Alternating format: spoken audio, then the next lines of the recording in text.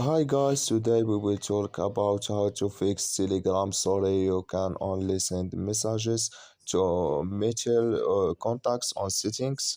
We click here on settings, then we come here to settings window. We will go down. We will click here on apps.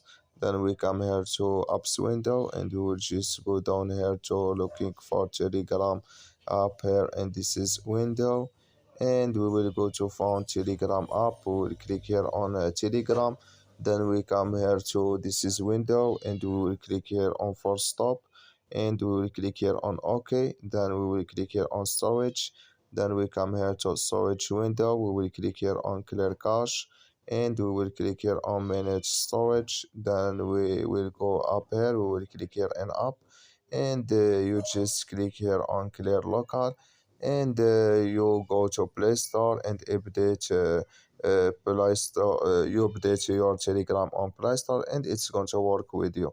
So thank you for your watching. Don't forget to support us by like and subscribe, and see you in next video.